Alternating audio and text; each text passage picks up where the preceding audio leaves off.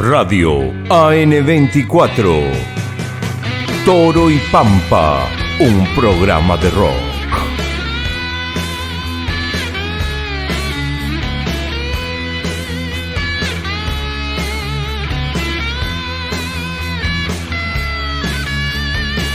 Con Toro y Pampa, armé la impronta, iluminando así.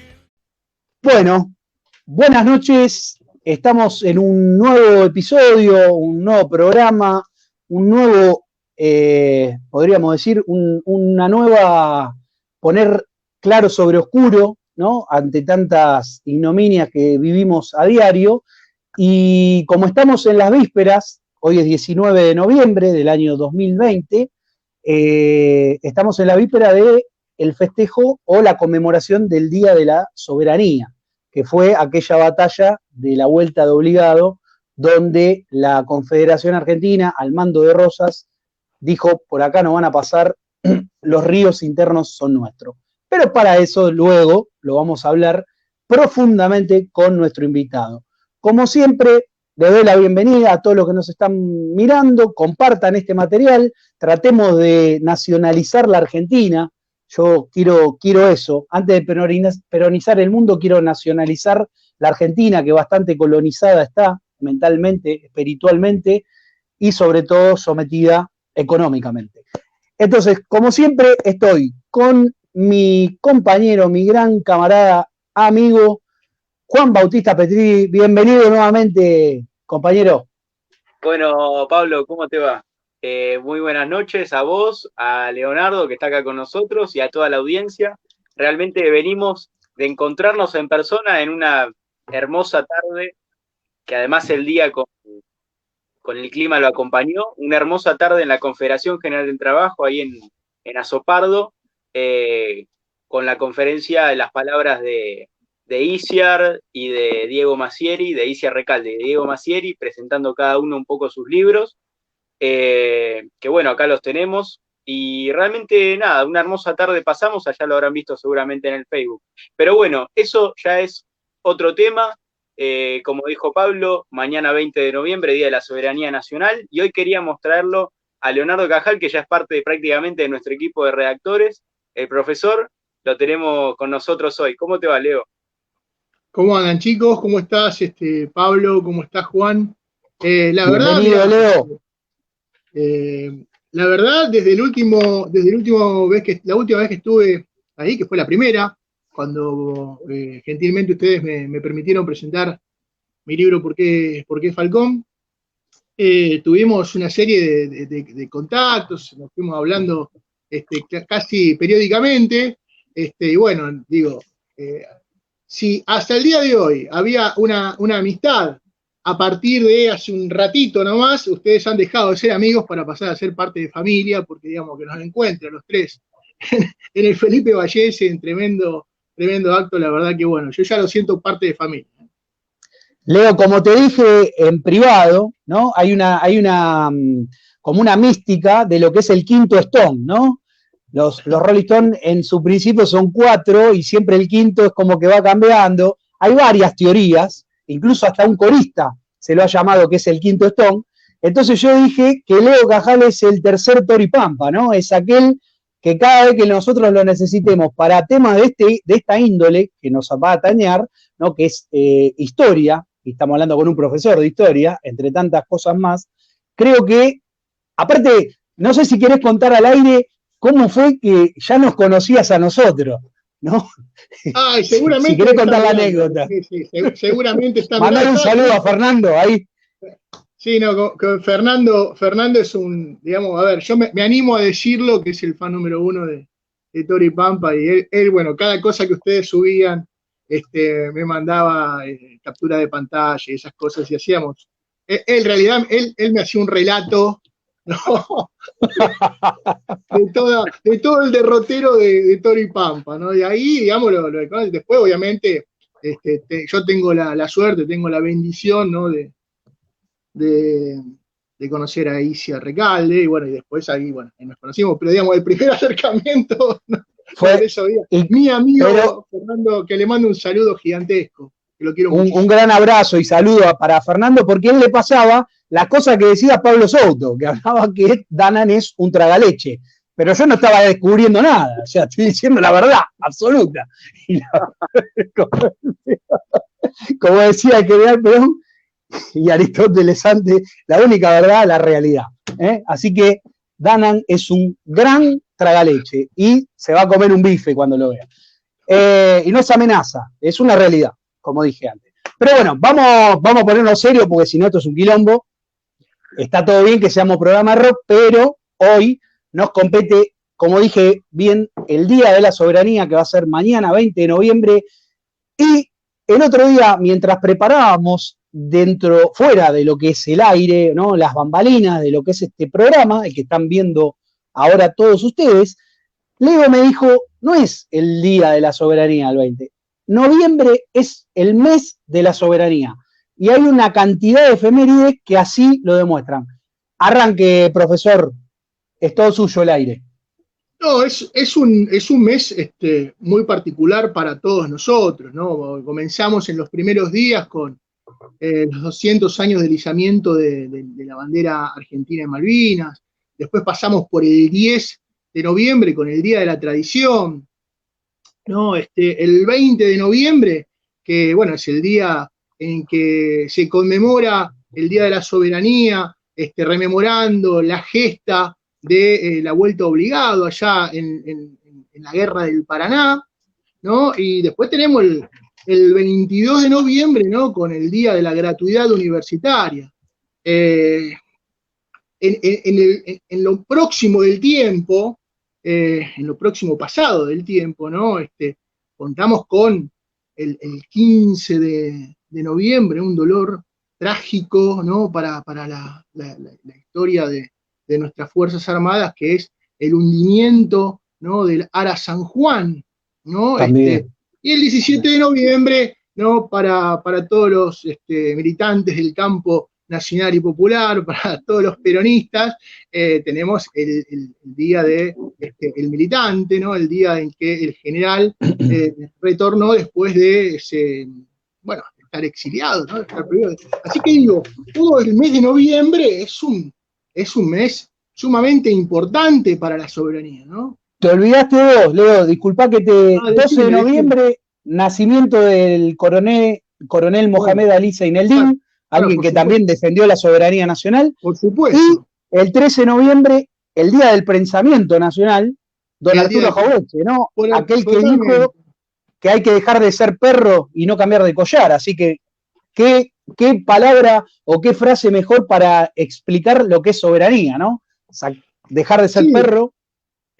Hay que dejar de cambiarse el collar para dejar de ser perro, ¿no? Digamos, es algo que en este último tiempo, ¿no? En estos últimos casi 45 años de historia ha venido sucediendo, ¿no? Cambiando constantemente de collar, pero bueno, teniendo siempre este hostigamiento, ¿no? de un país imperial, ¿no? Por sobre todo, que es el de Gran Bretaña, ¿no?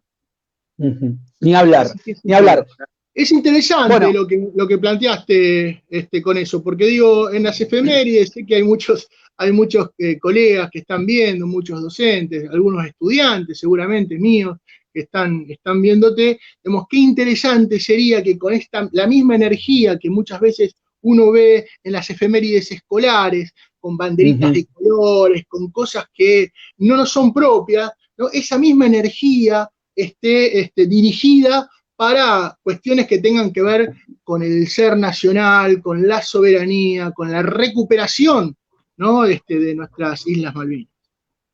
Sí, y ¿sabés qué? Ahora me estaba acordando, también es el paso a la inmortalidad del padre Castellani, ¿no? Claro, sí, también un tipo que fue perseguido por la antipatria, que ha sido desterrado, ¿no? Lo peor que se le puede hacer a una persona bien nacida es desterrarlo de su tierra, ¿no? Y tuvo que pasar tiempo en el exilio, ¿no? Luego volvió. Pero un hombre que también del campo nacional, del pensamiento nacional, que fíjate cómo hemos maltratado. Hoy en ese acto que tuvimos suerte de poder presenciar los tres, se hablaba, ¿no? De cómo San Martín, cómo Rosas, cómo Perón, y sobre todo cómo la señora María Estela Martínez Perón aún hoy viven en el exilio solamente por haber defendido los intereses de la patria, ¿no? Es increíble cómo la antipatria opera constantemente a través de la derecha y de la izquierda, ¿no? Porque en esto se ponen siempre de acuerdo esos dos campos a los cuales uno debe combatir con igual dureza, ¿no? Para nosotros no existe el menos enemigo. El enemigo es enemigo. Al menos lo digo yo, no sé. Si ustedes Permítame Juan, permítame Pablo, tomarme el atrevimiento, ¿no? Tomarme la licencia Tome. Invitarlos o ponerles el desafío a ustedes, ¿no? Como los hacedores de Toro y Pampa, ¿no? Un programa que dice que es un programa de rock, permítame redefinirlo, ¿no? En este último tiempo, viendo a los invitados que han pasado por este lugar, digo, es un programa de rock, pero digamos, es un lucero, es un guía del pensamiento nacional. No lo digo por mí, sino lo digo por todos los que me antecedieron. Así que, ¿por qué no desde Toro y Pampa? ¿Por qué no desde Toro y Pampa? Como he escuchado fundamentar ese nombre, ¿no? El toro y la fuerza, la pampa, ¿no? Relacionados con la argentinidad. ¿Por qué no que desde esta usina del pensamiento nacional surja la idea de celebrar o conmemorar el mes de noviembre como el Día del Pensamiento Nacional? Exacto. Bueno, muchísimas gracias por el mes. Claro. Muchas gracias por incluirnos dentro de semejante efeméride, ¿no? Porque no es menos, pero uno es consciente, ¿no? Y no hay que agrandarse, pero tampoco esa falsa humildad. Claramente a mucha gente le molesta lo que hacemos y creo que eso significa que estamos haciendo las cosas bien, ¿no? Así como tenemos este tipo de frases como las que acabas de decir vos, o la que dijo el otro día Marcelo Bulo, en su momento el Padre María, en su momento Diego Maciere, Isia Recalde, e incluso Pablo Dávoli, incluso Lucas Carena, también amigo de la casa. Creo que tener a todo ese arco, ¿no? De pensamiento nacional, incluso acá al amigo que ya es de la casa, ya se lo dije, Leo Cajal, a nosotros nos pone bien, es como un mimo al corazón que siempre necesita uno para poder seguir adelante, ¿no? Porque la vida es dura, la vida no es para cualquiera, ¿no? Aquel que no lucha no tiene derecho a vivir, dijo un patriota. Vamos a arrancar con esto. Perdón la risa. Leo, a ver si coincidís con esto. Juan Manuel de Rosas. Decime. ¿Es para vos el padre del nacionalismo argentino? Basado en esa frase donde él le dice, hablándole, ustedes creen que soy federal, pero yo no soy de partido alguno, sino de la patria. Sin lugar a dudas, don Juan Manuel de Rosas sintetiza, ¿no? el concepto de soberanía. Por lo tanto, te contesto de manera afirmativa a la pregunta tuya. Y para eso, digamos, uno humildemente puede abordar la figura de don Juan Manuel de Rosas en tres pilares, en tres dimensiones, ¿no? Un Rosas durante las invasiones inglesas, un Rosas en relación con la Pampa, un Rosas en relación con los nativos de la Pampa, y un Rosa de la política, ¿no? Desde ahí vamos a ver que corren en paralelas estos vectores, ¿no? Que confirman lo que vos me acabás de preguntar, Pablo. Digo, Rosas es un patricio, un hombre que tiene un linaje patricio, ¿no? Relacionado con sus sus bisabuelos, ¿no? Que había sido también gobernador de estos lugares, después gobernador de Chile, ¿no? Un hombre que tiene, digamos, una procedencia hidalga, en la totalidad de ese concepto. La hidalguía hispánica. Hecho criollo. Hecho criollo. Desde muy niño, digamos, desde que nació, está relacionado con las fuerzas militares, ¿no? Su madre, doña Agustina López de Osornio, y su padre, León Ortiz de Rosas, ¿no? Con Z. Gente que... Aclaremos sí. ese detalle no menor, que es importante para que sepan los chicos. ¿Cómo no te escuché? Que Rosas era un apellido con Z. Ah, sí, claro. Y el restaurador cambia el apellido. Yo tengo en la familia, como te conté, viste que te lo dije, nosotros también, yo vengo de familia de mucho tiempo en América, allá por fines de 1700, y también hubo una ruptura familiar, y los que pasaron a Uruguay se sacaron una T, mi apellido era con doble T, o sea, era muy común en la época cambiar cierta parte del apellido para diferenciarse de los que uno se distanciaba, ¿no? Y Rosa se pelea con la familia y bueno, claramente cambia su apellido. Lo cuento para que los chicos sepan, nada más. En una discusión de orgullo, digamos. Después la historia antirrosista ha hecho de esa pelea algo permanente, cosa que no fue cierto. Son cosas de familia, no hay que meterse en eso. Ahora bien, vamos a ir a Rosas y las invasiones inglesas, ¿no? Sabemos que nace en 1877, en 1793, y desde muy jovencito, con apenas 13 años, se enlista en las filas, ¿no?, de la reconquista de Buenos Aires a las órdenes de Liniers. 13 años de edad, ¿no? El primer enfrentamiento, ¿no?, con las tropas británicas que intentaron adueñarse de estos lugares. Durante la defensa de Buenos Aires ocurre lo mismo. En la segunda invasión inglesa, él también participa activamente, y Adolfo Saldías, en Rosa su vida, en Historia de la Confederación Argentina, cuenta, lo tenés ahí, mirá, buenísimo. Lo tengo acá. Buenísimo. 3 tomos tengo yo, hay de 9 también. Son los 3, mirá. Cuenta, ¿no?, que ya de muy chiquito, durante las invasiones, se juntaba con sus amigos y los incitaba a que participen de la defensa de Buenos Aires, ¿no? Con 13 años.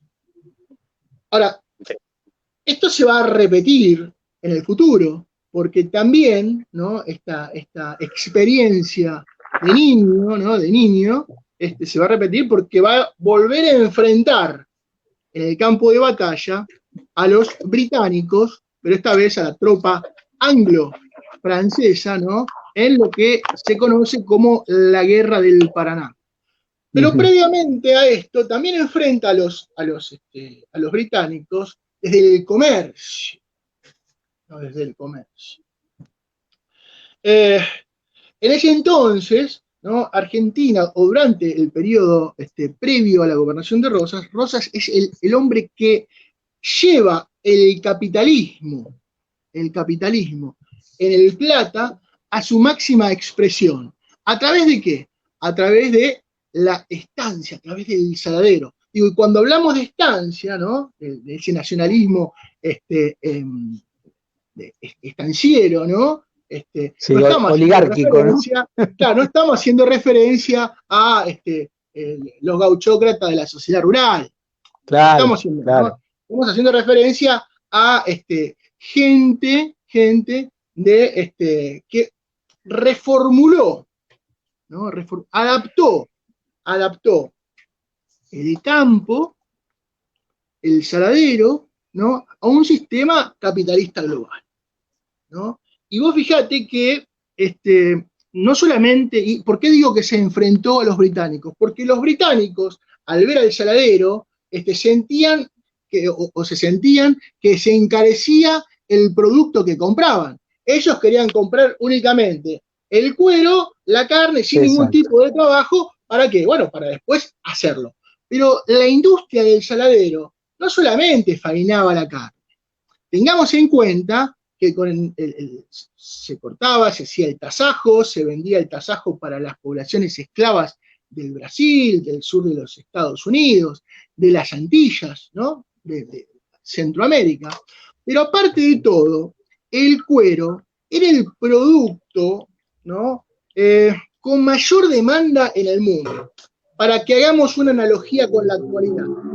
Fijémonos en casa, en nuestro alrededor, y veamos, ¿no? Cuántas cosas de plástico hay. Bueno, todo eso de plástico antes se hacía con cuero. De acuerdo.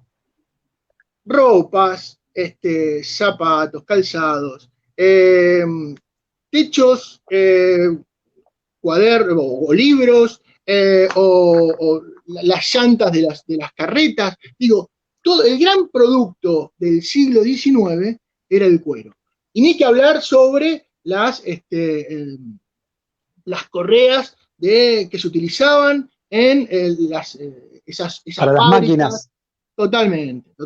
Sí. ¿No? Bueno, todo eso se hacía acá y se exportaba. Y se hacía en el saladero, donde había un dueño de estancia, donde había encargados de estancia, y después estaban los trabajadores rurales que cobraban un salario, ¿no? Un salario. Algunos historiadores hablan de la etapa feudal, ¿no? De la Pampa, ¿no? Un delirio total, ¿no? Porque, digo, lo que hay ahí es una prueba, ¿no? De un capitalismo, a la nuestra, ¿no? A la nuestra.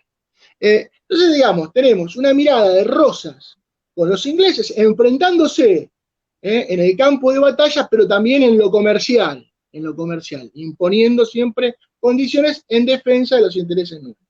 Por otro lado, tenemos la relación de Rosas con los nativos, Claro. ¿no? Con los nativos.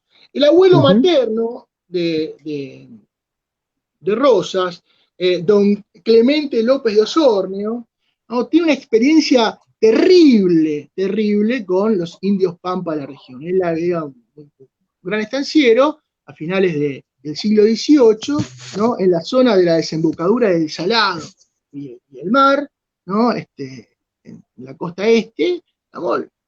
Es abordado por un malón, ¿no? Y es degollado él y su hijo.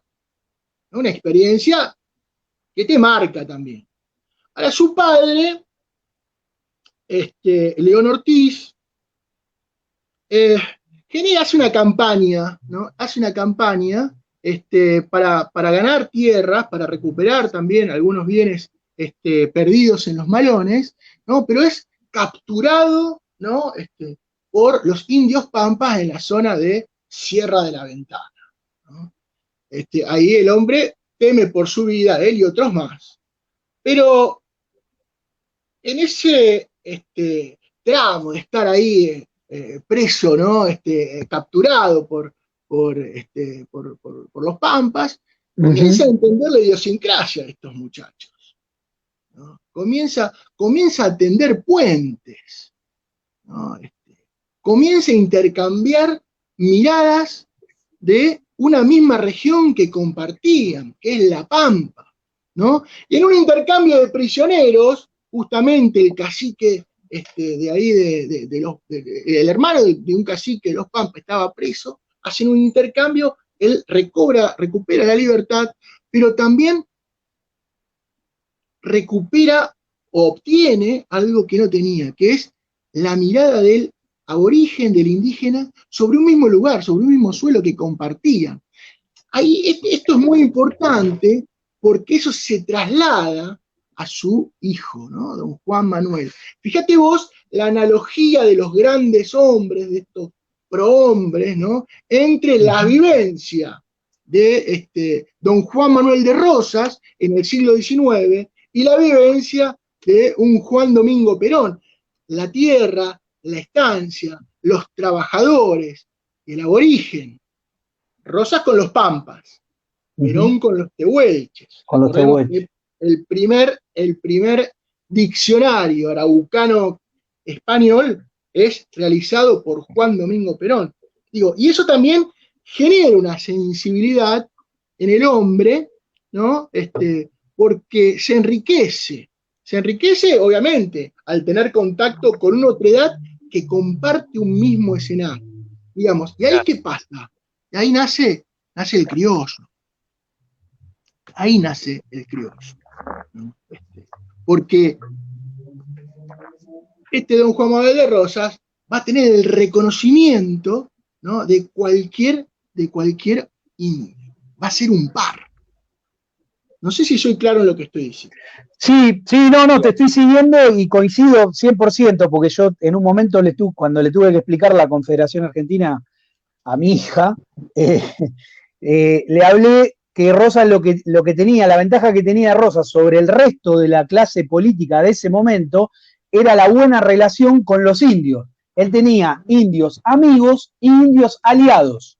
No todos eran amigos, pero tenía muy buena relación con los que eran aliados. Entonces mantenía a lo que sería Buenos Aires, diríamos, contenido de los malones, que en esa época eran complicados, y eso lo logra a través de la campaña del desierto, la primera campaña del desierto, que se la financia él, ¿no? Que también eso queda en la historia, como que nos hablan de la segunda campaña del desierto que hizo Roca, pero nadie habla de la primera, ¿no? Yo lo aprendí de grande eso, y ahí funda 3 fuertes, no sé si te lo digo, Bahía Blanca, 25 de mayo y Junín, ¿no? Una vez yo en una conversación con una chica de Junín, le digo, vos sos de los pagos de donde don Juan Manuel de Rosas fundó un fuerte. Y dice, ¿cómo? Esos son los que mataron a los indios. Le digo, pero piba, vos no sabés nada de la historia, porque justamente ese fuerte estaba ahí para proteger a Buenos Aires y él tenía muy buena relación con los indios. ¿Qué quiero decir con esto? Era un gran diplomático, no solo para afuera, sino adentro, incluso hasta con los unitarios. No sé si vos coincidís en eso.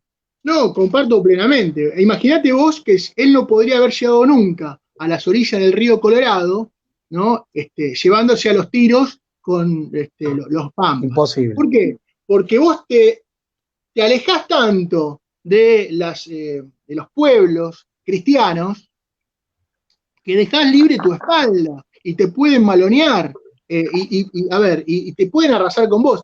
A ver, durante ninguno de los 2 gobiernos de Rosas sufrió malones. ¿Por qué? Porque hizo política, como bien vos decís, Pablo, de diplomacia, de intercambiar, ¿no? De hecho, comienzan los malones una vez que cae Rosas, ¿no? Exacto. Así que, bueno, no solamente es diplomacia, a ver, y esto es una mirada particular, no solamente es diplomacia, sino también es saber estar en el lugar del otro y ver la Pampa con ojos de pampeano, ¿no? Con ojos de acá.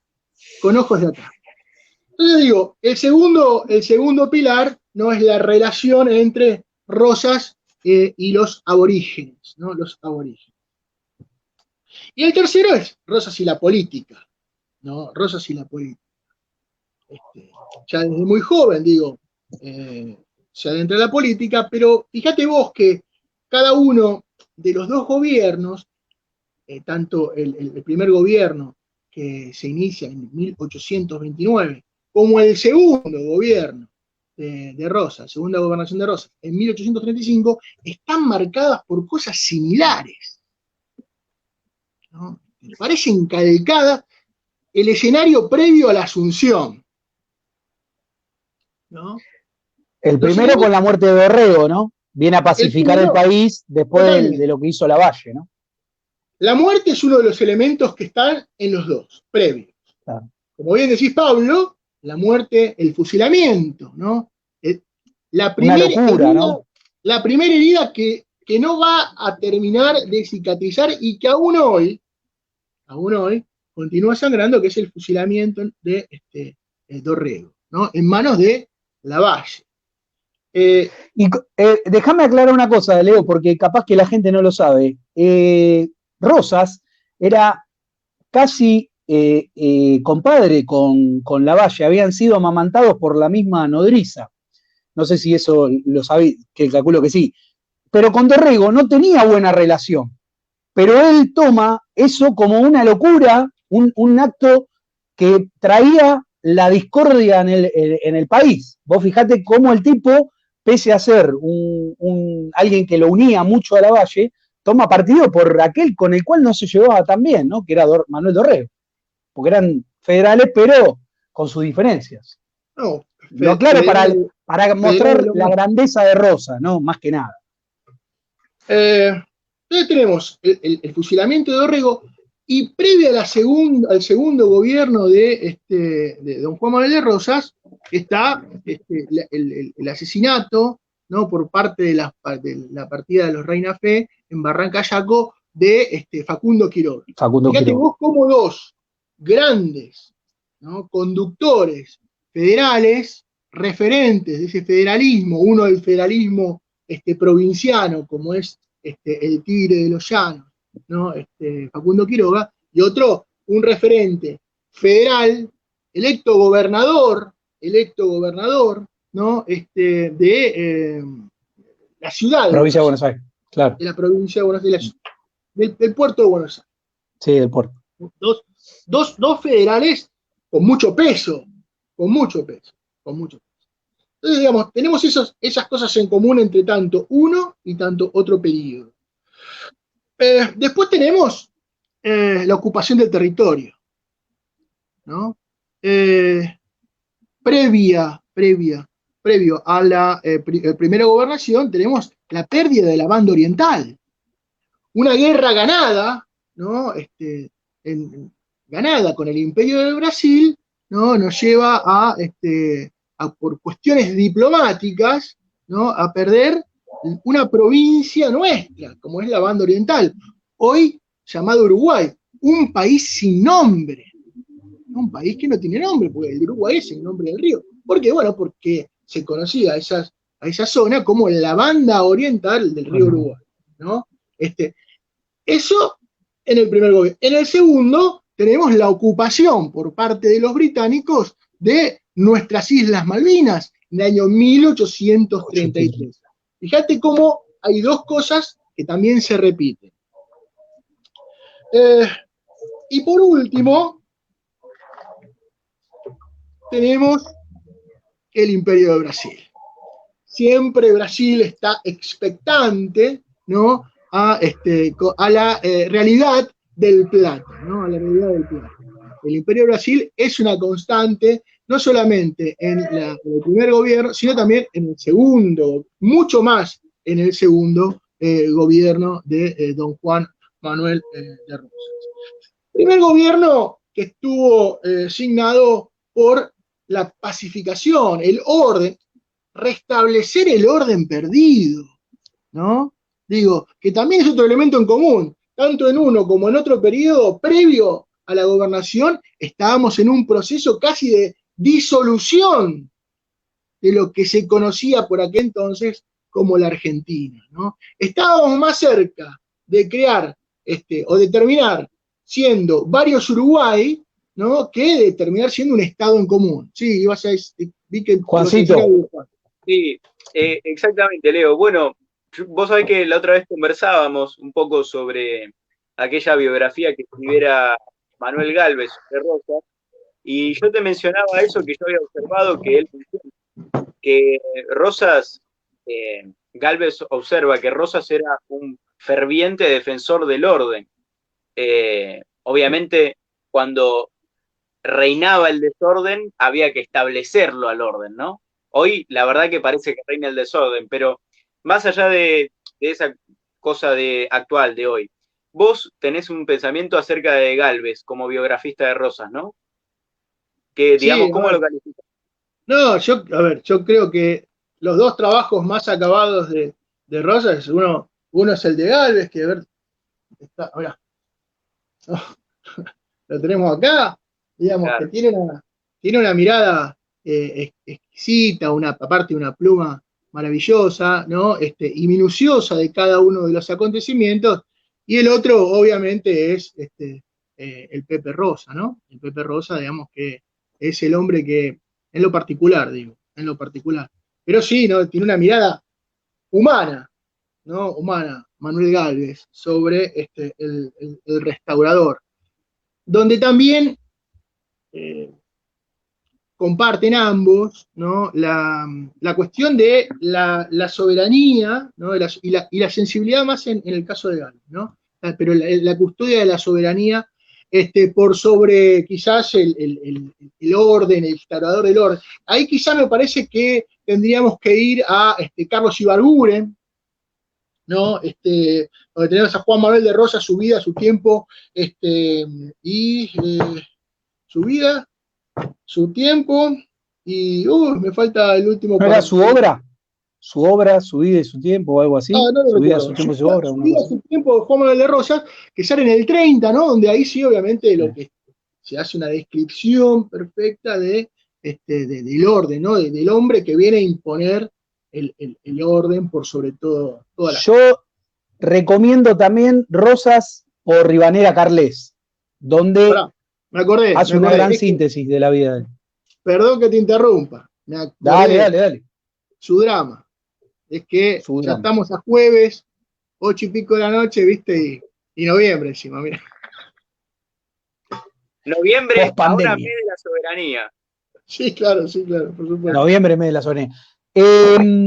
Bueno, de ahí saca su calificativo del restaurador, ¿no? Cada vez que las papas quemaban, lo iban a buscar a Rosa para que venga a pacificar, a restaurar el orden, ¿no? No, es que, a ver, fíjate vos. Llamativo, ¿no? La historia oficial, ¿no? Marca títulos, y esos títulos después son replicados, ¿no? en las escuelas. Entonces uno ve en la historia el proceso de organización nacional, la organización nacional y el Estado moderno, ¿no? A ver, se organiza el Estado a través de las instituciones, y después en 1880 aparece el Estado moderno. Ahora, digo, si no hubiese estado Rosas, no existiese el Estado. No hubiese estado. ¿Se entiende? ¿Quién dice qué es lo moderno o qué es lo viejo? ¿No? ¿Quién dice que alguien viene a organizar? ¿Organizar de qué manera? Cuando hablamos de procesos de organización nacional, estamos hablando de las presidencias, particularmente la de Bartolomé Mitre, ¿no? Un hombre que ha regado todo el territorio nacional con sangre de criollo, digamos. Qué manera de organizar la patria, ¿no? Exterminando el componente hispano, fundante de este lugar, ¿no? Así incentivado por Sarmiento, ¿no? Que le decía, no ahorre sangre de indio y de gaucho que solo sirve para abonar la tierra. Eso se lo dice Sarmiento en una carta cuando estaba la guerra de la Triple Infamia, ¿no? Que también se cumple, en este mes, se cumplió efeméride, ¿no? Sí, claro. Así que ahí también otra tristísima, ¿no? Todavía le debemos al Paraguay. Si bien Juan Domingo Perón y Rosas trataron de reparar ese daño, ¿no? Rosas legándole el sable de él, no al de San Martín, como dijo la bruta de Cristina, ¿no? Porque brutísima. O sea, lo que le dio Rosas al mariscal Francisco Solano López fue su sable, no el de San Martín. Sí. No es el en sable, 1869, si no me equivoco. No era el sable corvo, pero digamos, el gesto estuvo. Exactamente. Y Perón devolviendo los trofeos de guerra, ¿no? Al Paraguay también, pidiendo disculpas. Sí, claro. Dos grandes acciones, ¿no? Perón era general, ¿no? Era general paraguayo, así que es importantísimo, ¿no? Tenerlo en cuenta en cuanto a la hermandad. Fíjate vos cuántas cosas se nos ocultan, ¿no?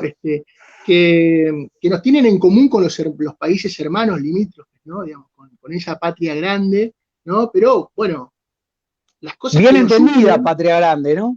Las Provincias Unidas del Río de la Plata. No, para ser claros, las Provincias Unidas del Río de la Plata. O sea, eso es lo que Perón quiso volver a ensamblar, ¿no? Claro. Anexando el Brasil, en ese momento con Getúlio Vargas. El concepto de patria grande, un concepto que yo trabajo mucho con mis estudiantes, ¿no? Es un concepto valedero porque digo, mirá, qué nos diferencia del resto de América Hispana? ¿Qué me diferencia a mí, ¿no? O a nosotros de un mexicano, ¿no? De un hondureño? Compartimos religión, idioma, costumbres, música, ¿no? Digo, entonces, a eso nos referimos. Pero fíjense que cada cosa en común que existe, ¿no? Siempre hay algo que se encarga de separar. Bueno, continuando con lo de Rosas, un primer periodo que está asignado por lo que bien decía Juan, con la restauración de este orden. Un orden que es, a ver, el fin de la anarquía, pero por sobre todo es mantener la unidad territorial, ¿no? Mantener la unidad territorial, por sobre todas las cosas, ¿no? Contrarrestando la Liga del Interior de Paz, ¿no? Con el Pacto Federal.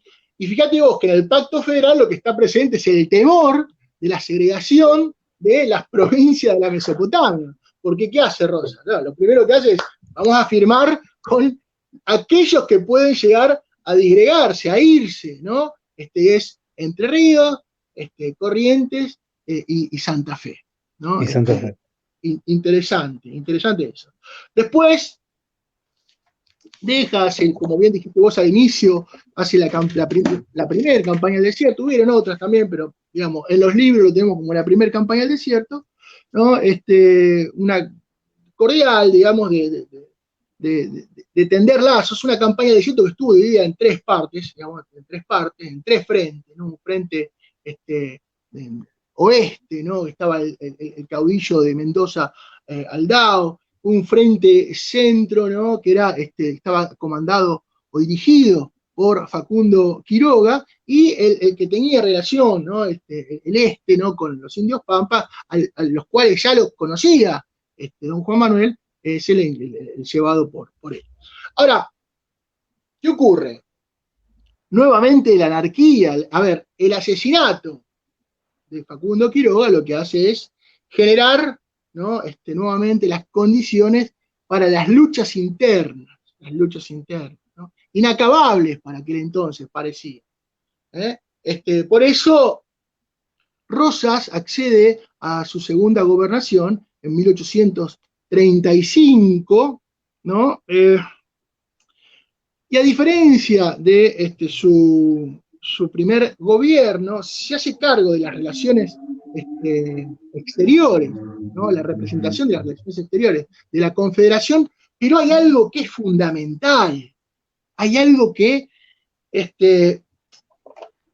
únicamente los grandes estrategas, que no tenemos muchos a lo largo de nuestra historia, han tenido la concepción del desarrollo industrial de la República Argentina, que es la ley de aduanas. Exacto, diste en el clavo. La ley de aduanas, ¿no? Digamos. Eso y el desarrollo de las economías regionales. Si hay algo que Rosas se encargaba, por eso era un gran federal, y hay muchos idiotas que se creen federales y que cuestionan a Rosas, claro, porque no les cabe otra palabra. Porque hay tipos que dicen que son federales y hablan mal de Rosas. Y Rosas, si hay algo que se preocupó, era por los hermanos del interior. Él quería que el país, y más cuando hubo el bloqueo, cuando el bloqueo anglo-francés, que eso va a venir después, se instauró, lo que él se preocupó es de que en toda la región existieran economías que hicieran fuerte a ese lugar. Entonces, yo no puedo creer cuando del mismo campo nos atacan, ¿no? Porque digo, viejo, ya demasiado tenemos con los contras como para empezar a discutir con los nuestros, ¿no? Es increíble. El campo nacional da para todo. Comparto la apreciación a veces de no comprender, ¿no? Aquellos compañeros o conocidos que compartimos ciertas miradas, la apreciación sobre el federalismo, ¿no? Poner en duda el federalismo de Rosas. Y a mí me ha pasado también en algún momento cuestionarme y decirme, pero ¿por qué este hombre no pudo desarrollar la industria? ¿Por qué sí pudieron los norteamericanos? Bueno, es simple, muchachos, esto es simple, ¿no? porque desde el momento en que asumió y decretó la ley de aduanas, lo guerrearon las potencias. No hay duda, no te dejan gobernar, papá. Esto es así. Lo guerrearon las potencias. Digo, fíjate vos que el Imperio de Brasil, aliado histórico, ¿no?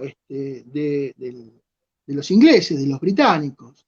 En el norte, la Confederación Peruana-Boliviana, ¿no? Encabezada por Santa Cruz, ese caudillo, ¿no?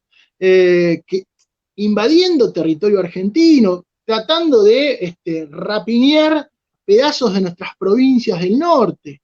Digo, todo eso, a ver, obviamente, te focaliza la atención y te la hace dividir, ¿no? Digamos, pero aún así, se desarrollaron las industrias, ¿no? Las industrias, no al nivel que nosotros podemos ver o que algún estudiante pudo ver en algún libro de historia sobre la revolución industrial y las chimeneas en Londres y el humo y el hollín, no a ese nivel, pero sí a un nivel importante, ¿no? Un nivel importante. Cómo crecieron las economías regionales, como bien vos decís, pero las industrias, ¿no? Primitivas, bueno, podríamos llamarlo, ¿no? Así, pero ya en 1846, fíjate vos, al año siguiente de la gesta de Obligado, se instala en la ciudad de Buenos Aires, en el puerto de Buenos Aires, la primer industria de molienda de harina, ¿no? A vapor. Es un hecho importantísimo, ¿no? Porque aparece la máquina a vapor, ¿no? La máquina a vapor como generador de trabajo, ¿no? En 1846, en la zona del Bajo, el molino San Francisco, ¿no? El molino San Francisco, la primer, ¿no? Máquina a vapor, esa tecnología en función a la producción aparece durante el gobierno. Por lo tanto, ¿eso qué quiere decir? Bueno, que había un interés para desarrollar la industria, ¿no? Por eso lo guerrean, insisto, ¿no? Por eso lo guerrean. Aparte, otra de las condiciones que impone es decir, bueno,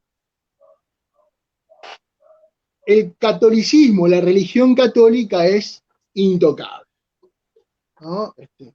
Nos ponemos bajo la religión católica. ¿Y esto por qué? ¿Por fanático religioso?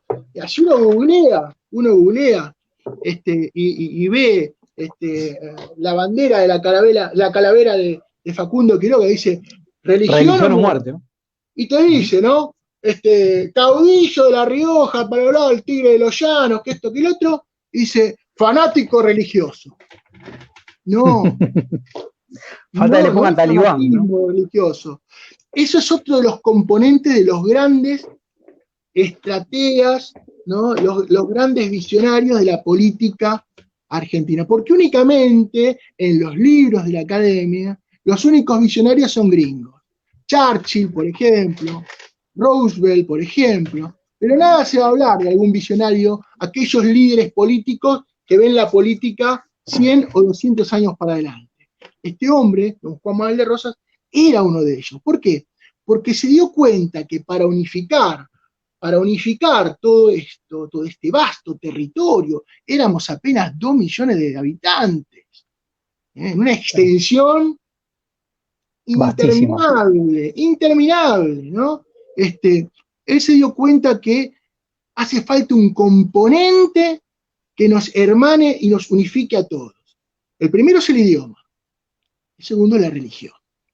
Entonces la religión no está como imposición, ¿no? De tener que creer, sino que está como un elemento de unificación, de unidad, que te permite percibir la realidad, tener una misma cosmovisión, ¿no? De las cosas, ¿no? Entonces, fíjate vos qué interesante que es eso, porque los gringos, ¿no? Los ingleses venían y vienen ahora con la cuestión de las libertades religiosas, ¿no? Esas libertades religiosas no tienen absolutamente nada de libertad, no tienen absolutamente, sino lo que tienen es la de dividir, ¿no? Dividir y reinar, dividir y reinar. Y ponerte una mirada extranjera, exógena, ¿no? De una cosmovisión, ¿no? De una cosmovisión. Bueno, ahí tenemos más o menos la segunda gobernación signada por estas dos cosas, por sobre Exacto. todo la ley De aduana. la ley de aduana, ¿no? La ley de aduana. Que también se Leo, llamó. Sí, decime. te digo, estamos en 49 minutos. Igual lo vamos a hacer un poquito más largo el programa, Bueno, pero está bien. estaría bueno ya llegar. ¿Qué es lo que provoca? ¿Qué es lo que provoca la famosa gesta de la vuelta de obligado? ¿Cómo se llega ahí? ¿A qué se opone Rosas? Bueno, esto es simple, ¿no? Esto es simple. Es la soberanía, es la pregunta que vos hiciste al inicio, ¿no? La soberanía, ¿y qué es la soberanía? Bueno, la soberanía es pensar desde uno mismo, ¿no? Gobernar desde nosotros mismos y para el bien común, ¿no? Y eso, obviamente, no quiere decir negar al otro. Negar al otro.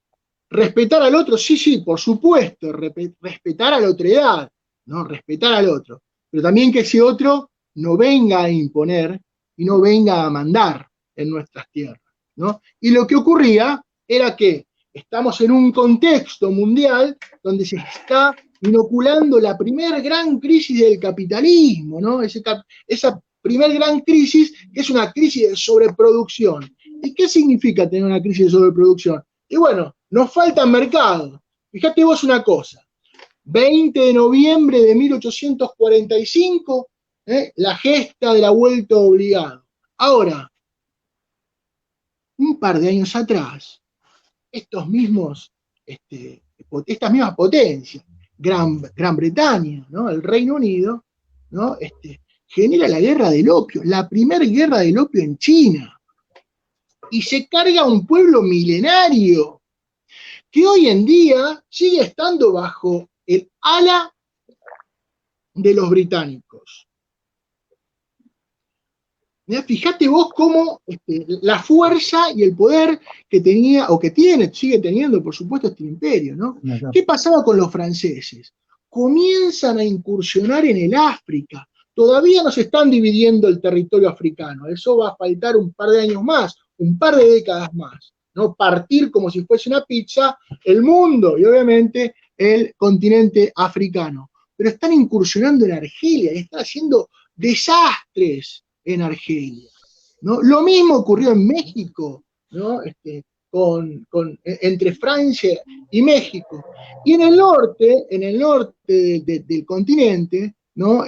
Desoyendo esta doctrina Monroe de América para los americanos, tomándosela muy a pecho, ¿no? Los norteamericanos, estos gringos americanos que tenemos en el norte, están quedándose con todo el norte de México, ¿no? Claro.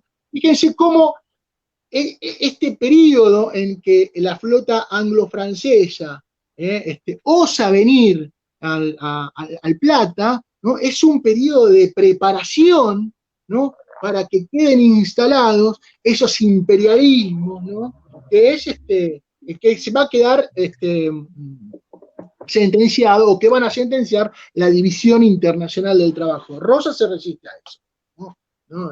Obviamente no utiliza la palabra imperialismo, ni tampoco la División Internacional del Trabajo, pero digo, avisora eso. ¿Qué quieren hacer los muchachos estos europeos? Bueno, navegar libremente las aguas de los ríos interiores de la Confederación. ¿Y por qué quieren hacer eso? Bueno, porque quieren llegar al corazón mismo del continente. ¿Y Claro. cuál es el corazón mismo del continente?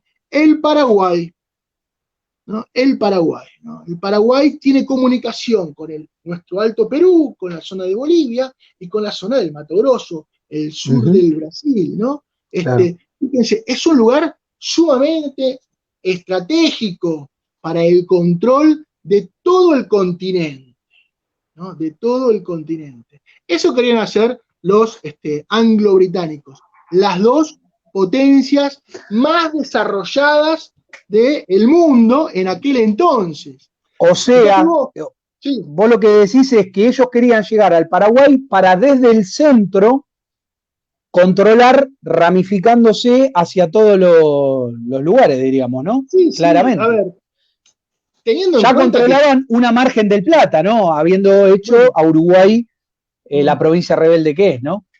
Sí, el algodón entre dos cristales, ¿no? Digamos, exactamente. Fíjate vos los recursos estilísticos, románticos y metáforas que crean, ¿no? La antipatria para que nos caiga bien, ¿no? La pérdida de una provincia.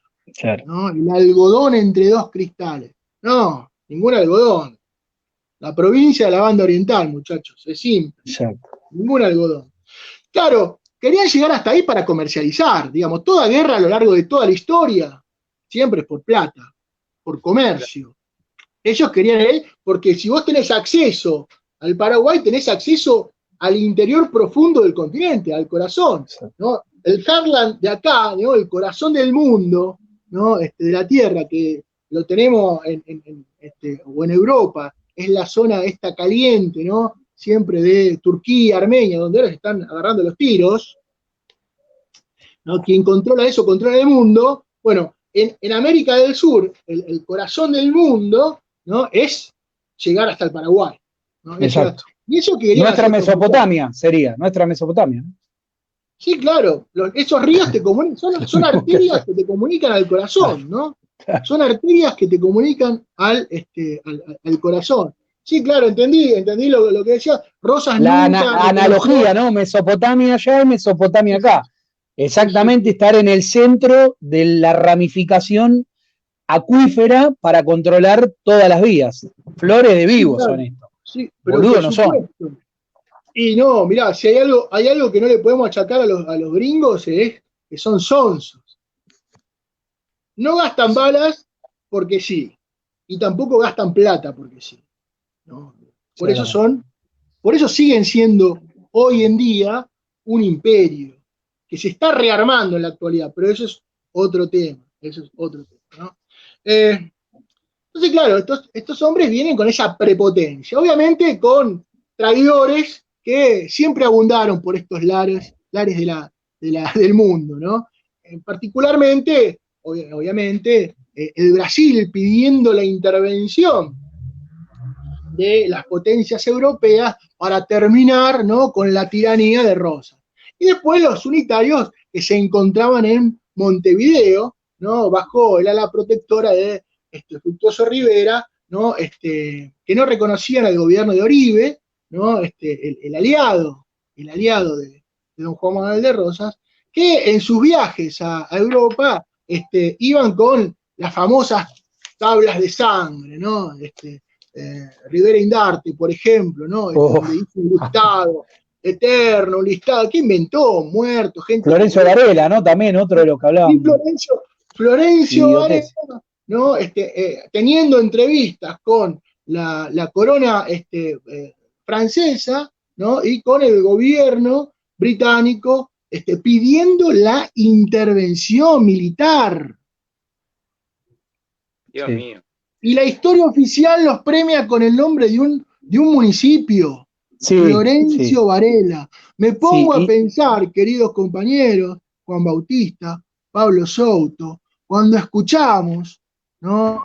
Inocentemente muchas veces, tenemos que desmonumentar a Roca por genocida. Mirá todos los monumentos que tenemos que sacar antes.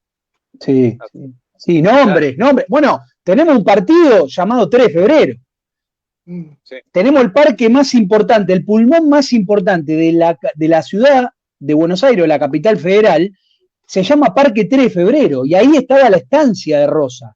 Y la calle que pasa por la puerta donde estaba la casa de Rosa, le pusieron Sarmiento, y le plantaron el monumento. Ese monumento hay que tirarlo, porque Sarmiento, si hay algo que fue lo más antipatria que hay. Y déjame ir un poquito más. Tuvimos a Juan Bautista Alberdi, el que nos legó esta constitución de miércoles que hoy padecemos, totalmente copiada de la Yankee, ¿no? con algunos agregados de la chilena y algunos del estado de Luisiana y un montón de porquerías más, que aún hoy sigue vigente, Juan Bautista Alberdi se cansó, primero se autoexilió en Montevideo y se cansó de hablar mal de Rosa, y después le pide disculpas y dice que Rosa era necesario en Argentina para lograr lo que se había logrado. Sí, pero vos te encargaste todo el tiempo que el tipo estuvo de hablar barbaridades, ¿no? Porque era una pluma reconocida Juan Bautista Alberdi. Por eso yo me pongo loco cuando hablan bien de Alberdi, porque digo, este tipo le hizo un daño terrible. Ahora después, si yo te agarro, Leo, y te clavo un cuchillo, y después te pido perdón, y, viste, o sea, me parece Bueno, que... claro. Viste, hay un Alberdi para cada momento, ¿no? Yo me Claro, quedo con sí. un Alberdi que Para cada ocasión, ¿no? critica la guerra del Paraguay, ¿no? Y reconoce Sí. yo me quedo con ese Alberdi. Pero bueno, y con respecto a Sarmiento, a ver, sí, obviamente, pero es como el marxismo de Sarmiento, ¿viste? El problema no es Carlos Marx, sino los marxistas, muchos marxistas. Y el problema de Sarmiento no es Sarmiento, sino los sarmientinos, ¿no? Así que...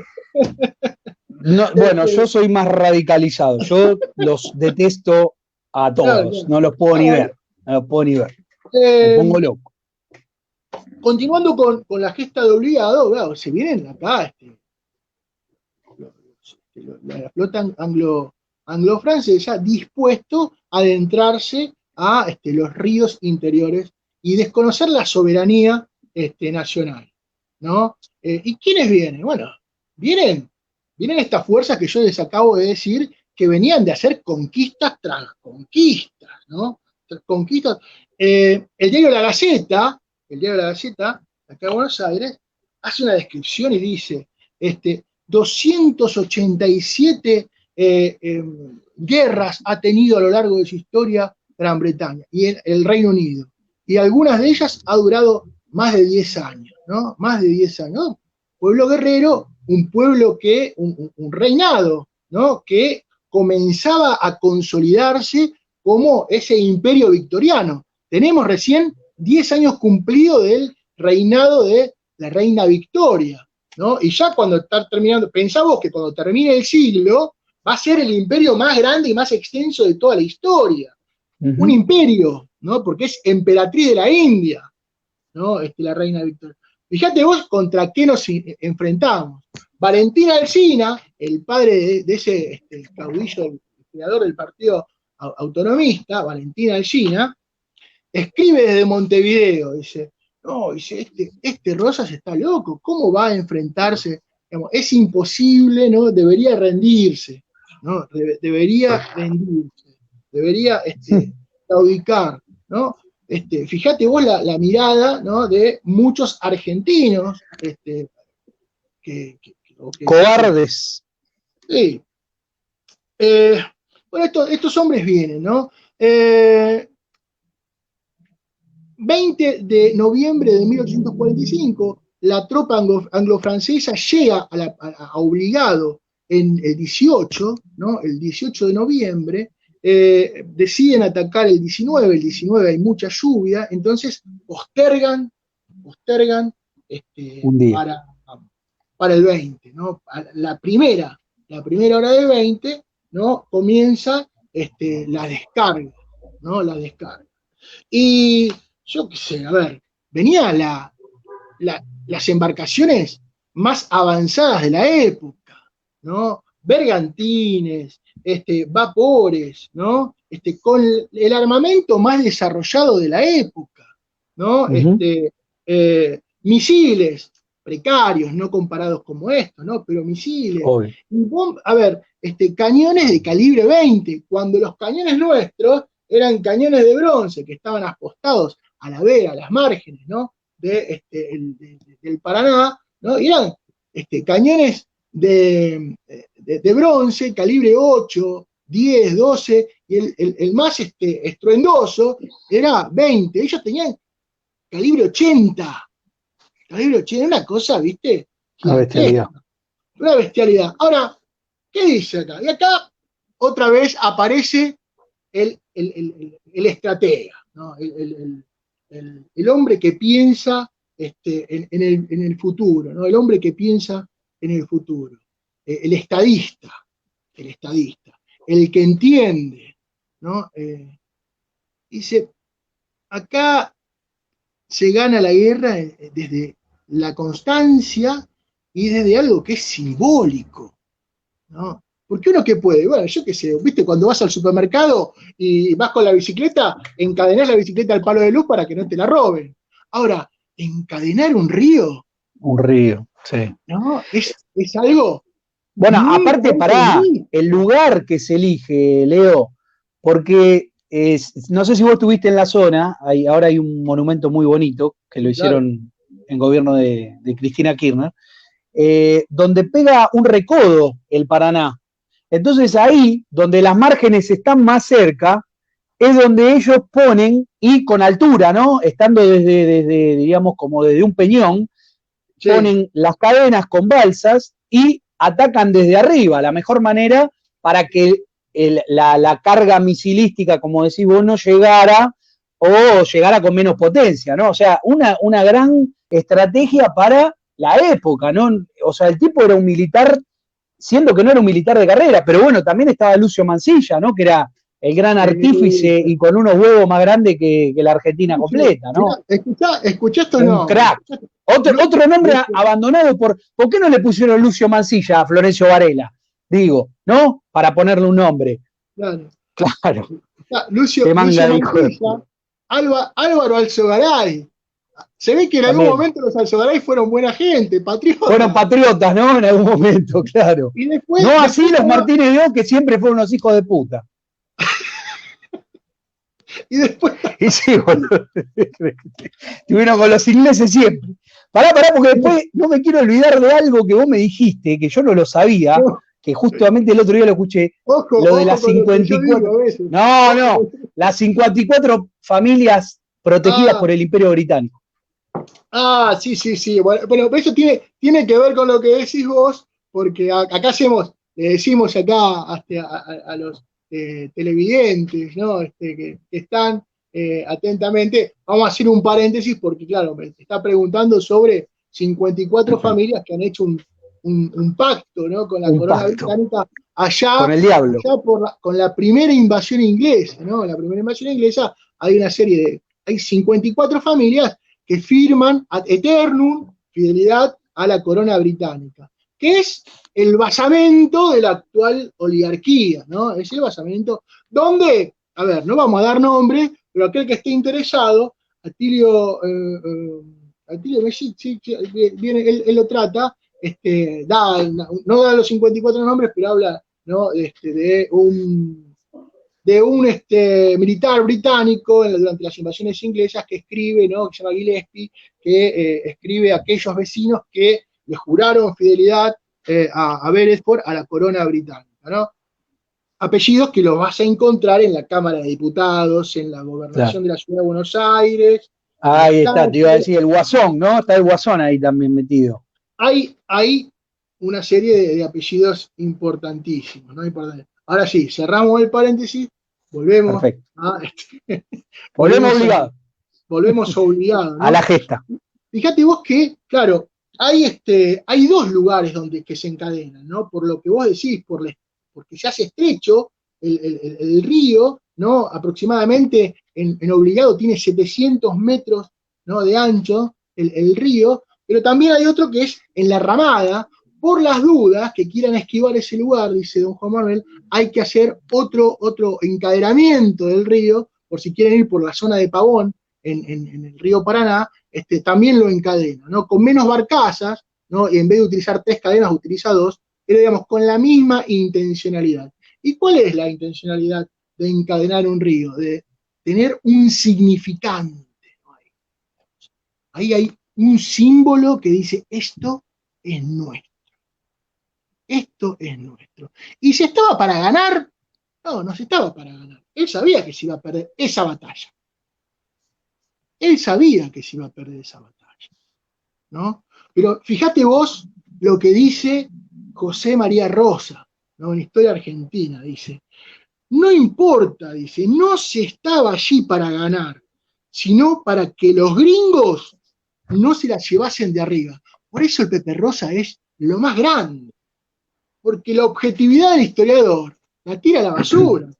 Cuando Claro. vos sos argentino y escribís desde acá y te estás refiriendo a ese tipo de fecha, no vas a ser objetivo. El tipo le está diciendo, mirá, para que los gringos no se la lleven de arriba, Claro. se las vamos a hacer más Sí. difícil.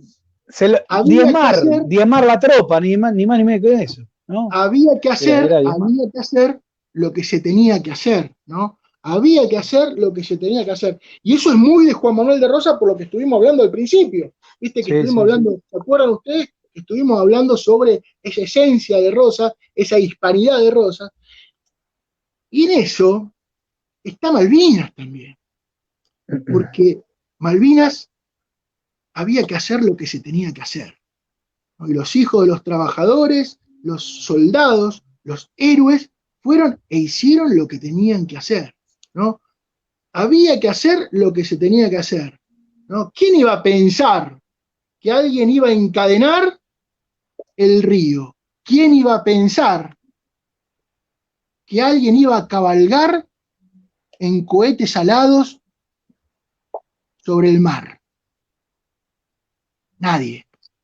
Fíjense cómo está presente las grandes gestas de la historia a lo largo de cada uno de los enfrentamientos que se tuvo ante el atropello del Imperio Británico. Y no solamente eso está presente, sino que está presente lo que Juan Domingo Perón describe muy bien en el ser nacional, en la comunidad organizada, este ser nacional nuestro, ¿no? ¿De dónde venimos? ¿Qué somos? Fíjate vos, no hay una comparación, no hay un punto de comparación entre la vuelta obligado y las Ternópidas de Leónidas.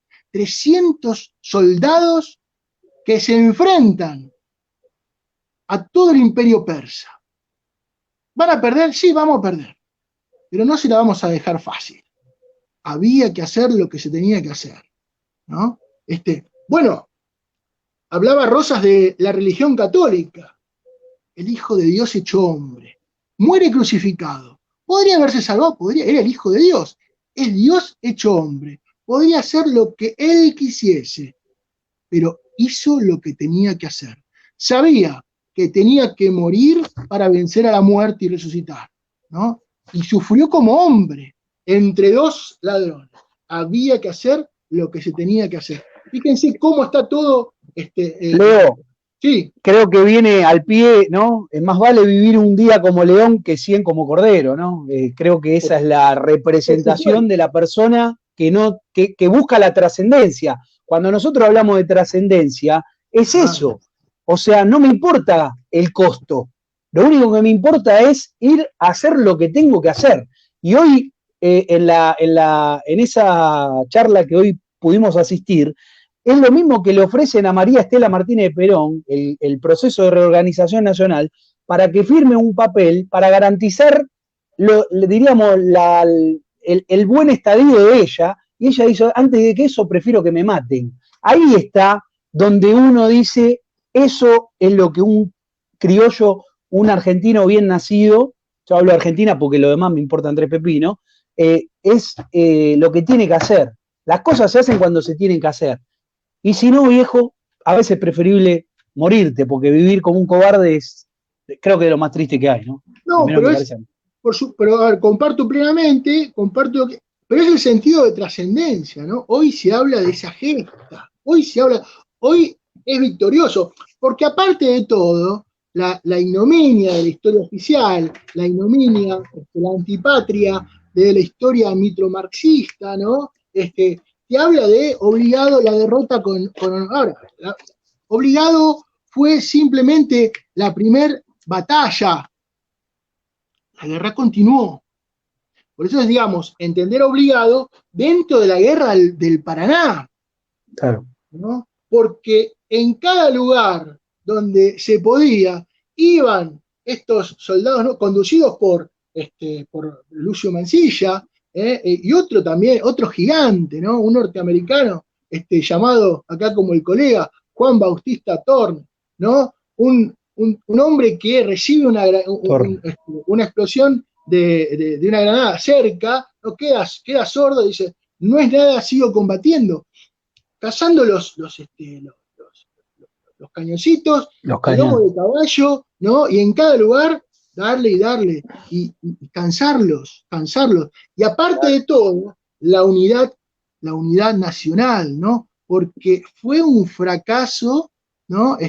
Más allá, la expedición militar, la expedición comercial, porque llegan a Corrientes, tienen relación con el gobernador de Corrientes, Madariaga, ¿no? Pero el pueblo, ¿no? Le baja la persiana, no pueden vender absolutamente nada. Llegan hasta el Paraguay, ¿no? Y Carlos Solano López, ¿no? El papá de Francisco Solano López, tiene una reunión con el delegado británico para entablar lazos comerciales, pero le exige el reconocimiento de la independencia. Este reconocimiento de la independencia, obviamente, no lo va a hacer un representante británico sin tener la veña del Foreign Office. Tarda la respuesta, cansados los británicos y los franceses, deciden volverse. Y cuando vuelven cansados, Peña, ¿no? con las naves hechas reparadas, mal descansados, y en cada lugar lo mismo, ¿no? La incansable defensa, ¿no? El toro, ese que ustedes tienen en el nombre, el toro argentino, ¿no? Atacando, defendiendo las aguas nuestras. Y así llegan al 4 de junio de 1846, en la angostura del Quebracho, ahí cerca de San Lorenzo, donde se hizo el combate de San Lorenzo, donde reciben la paliza final, ¿no? Claro. Donde se hunden vapores de la flota, donde hunden ellos mismos para que no queden en poder de la Confederación Argentina barcos, y Mansilla describe en los partes de guerra, dice, se puede apreciar infinidad de muertos flotando por el río y cargamentos de yerba junto a ellos, ¿no? Digamos, fíjate vos. Todo lo que se estaban llevando. Claro, un fracaso absoluto. Las ratas inmundas estas. Sí. Un fracaso absoluto, ¿no? Ahí, digamos, finaliza el enfrentamiento, el reconocimiento, ¿no? Que es la gran victoria de la Confederación, ¿no? Cuando viene la primera misión anglo-francesa a cargo de un gringo de apellido Hood a hacer negociaciones. Los ingleses son muy duros para negociar, exigían libre comercio. Rosa le decía, no, acá lo que tienen que hacer es pedir, a ver, devolver todo, devolver la flota y devolver las islas y el deshonor a nuestro pabellón. No que ustedes piensen que Inglaterra jamás hizo esto. Bueno, fíjense ustedes, la guerra del Paraná, eso que se inicia con la vuelta obligado, finaliza con todo el gobierno británico, ¿no? Porque se renuevan todos los ministros, ¿no? Todos. Y aparte de todo, es un golpe de gracia a la monarquía de Luis Felipe. Luis Felipe estaba ávido de tener una conquista, una victoria. De hecho, se lleva algunas banderas que estaban en las barcazas, que no eran las banderas de guerra, no eran las banderas nuestras, nuestros pabellones, eran banderas insignias, que estaban arriba de cada uno de los barcos, para llevar y tener algo para una victoria. Crean una calle o renombran, bautizan una calle que se llama Obligado. Fíjate vos, Obligado, porque necesitaba tener una conquista, ¿no? Estamos en el preludio de la Revolución de 1848, que es el nacimiento de la Segunda República. Fíjate vos cómo Obligado termina con esa monarquía, ¿no? O aporta, ¿no? Algo para el fin de esa monarquía. Un dato interesante que tiene que ver con lo que hoy estuvimos hablando, o lo que hoy estuvimos compartiendo ahí en la CGT, es que la calle Obligado está en referencia a la supuesta victoria que tuvieron la flota anglo-francesa. Después se hace Estación Obligado. De hecho, se llevan las banderas y las ponen en la tumba de Napoleón. Fíjate vos cómo construyen, ¿no? Un relato victorioso de algo que fue un fracaso rotundo. Sería como el Vietnam norteamericano, ¿no? Una cosa así. Pero completamente. Claro. que cambia su nombre en honor a la República Argentina y ahora se llama Argentina, ¿no? Hay una estación de subte que se llama Argentina, una calle se llama Argentina. ¿Y por qué cambia de nombre? Porque durante el periodo de la segunda posguerra, Argentina ayuda mucho a Francia, a los países que participaron de la guerra, ¿no? Y en reconocimiento a la ayuda argentina, ¿no? Cambian el nombre de obligado a República Argentina. Fíjate vos qué maravilla. No lo sabía también, eso. Otro dato también que es importantísimo, porque a las grandes causas no hace falta ningún llamado más que el llamado del corazón hacia la patria, y es San Martín. No se puede entender, ¿no? la guerra del Paraná sin la participación de San Martín, ¿no? ¿De qué manera participa? Bueno, de la manera en que hacen los grandes prohombres de la historia argentina, ¿no? Él está en Nápoles en ese entonces, durante 1845, que está tratando una enfermedad, y escribe al gobierno británico, al gobierno francés, y a los grandes diarios de circulación, ¿no? Cuando llega la noticia de los resultados de obligado, claro, digamos, los europeos únicamente conocían a don Juan Manuel de Rosas por las tablas de sangre. Ahora, cuando ven esto, dicen, no, pero este hombre no es un salvaje, este hombre entiende lo que está haciendo. Y aparte de todo, San Martín escribe y dice, la guerra está perdida, no la hagan porque ya está perdida. Pueden quedarse con Buenos Aires y ocupar por un largo tiempo. Es más, pueden contar con el apoyo de algunos vecinos, haciendo referencia a estos hombres que habíamos hablado antes. Ahora, se van a quedar sin comida. ¿Por qué? Porque el único alimento de la pampa es la carne vacuna, ¿no? Y se puede trasladar hacia el interior del país, de la patria, ¿no? Y van a quedarse sin alimento. Y no solamente eso, sino que tanto unitarios como federales se van a unir en la causa de la defensa nacional. Y es tan así que todos los enemigos de Rosas, por aquel entonces, hacen causa común, ¿no? Bolivia, por ejemplo, ¿no? Hace causa común con la República Argentina. Y de hecho, muchos del Brasil también se suman, ¿no? A la causa de la defensa del continente. Digo, se hace una causa americana. Fíjate vos cuántos puntos hay en común con la guerra del Atlántico Sur en 1982, que yo me siento un privilegiado de haber vivido durante esos 74 días donde flameó la bandera argentina en el sur, ¿no? Porque viví en toda su extensión, ¿no?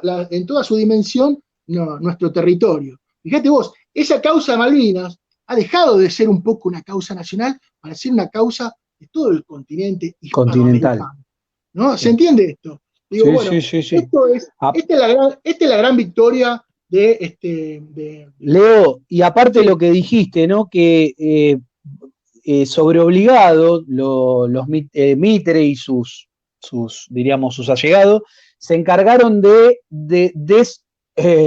no sé cómo, no me sale la palabra, pero de hacer como de eso una derrota, y lo mismo sucedió después con la desmalvinización, ¿no? O sea, fíjate cómo la antipatria continuamente opera en las gestas nacionales, ¿no? Evidentemente tienen por consigna estos hijos de puta hacer que no sintamos el orgullo de sentirnos argentinos, como dice Ricardo Iorio en la canción.